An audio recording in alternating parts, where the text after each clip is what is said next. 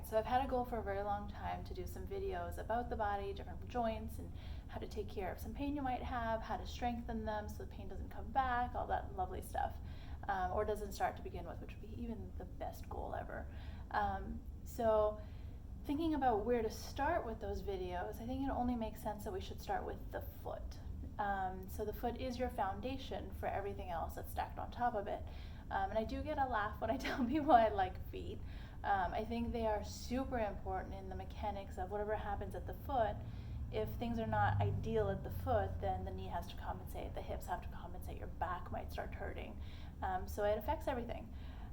So some preliminary stuff to look at is how is your arch moving? So we have a lot of debate in the PT world. There's some people that say, we absolutely have to be in shoes all the time, and then there's that other extreme that says we need to be walking barefoot essentially, or running barefoot outside.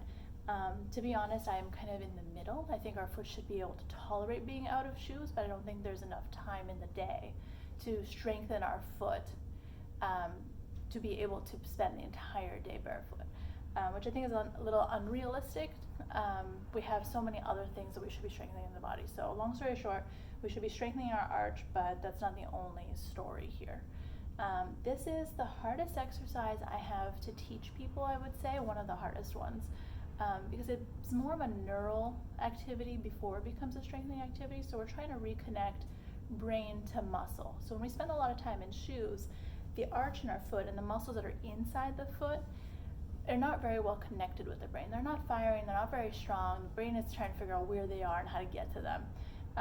So this is going to take a little bit of patience, but well worth it in the end. So basically what I want you to do is, and you can do this with your foot on the floor, I'm just showing this in this position for the sake of the video, trying to get the big toe, so the bottom of the big toe here, as close to the heel as you can without scrunching the toes under this way and without rocking the knee open. So without even trying to engage foot muscles, you can get the arch to come up by rocking the knee open. What we're trying to do is keep the knee here, keep the toes from scrunching under, and if you can take a look here, just trying to lift up. It's a little bit easier to do on a soft surface, so you have something to push into. Hold it for a couple seconds and let go. Up and let go. So this does take a lot of patience, as we previously mentioned. One of my lab instructors in school, when she showed this to us, honestly, I thought she was nuts. I had foot pain at the time, plantar fasciitis, transitioning sometimes on the right foot, sometimes on the left foot, and the foot that was more painful at the time was actually the foot that was harder to find those muscles in. So it does take a lot of patience, but it's well worth it in the end. And taking a look at visually will help you with finding those muscles.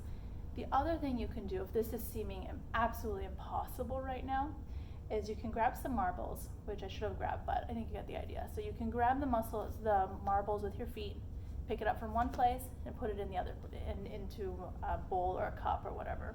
That act of trying to pick something up, not pressing down, but picking something up, will help you find those muscles. So you can try and do what we call in PT test retest. So you want to grab the marbles, do a bunch, then put the marbles aside and try the arch lift again by itself. It might take a couple of repetitions between the arch lift and the marbles to get there, but I think you can do it.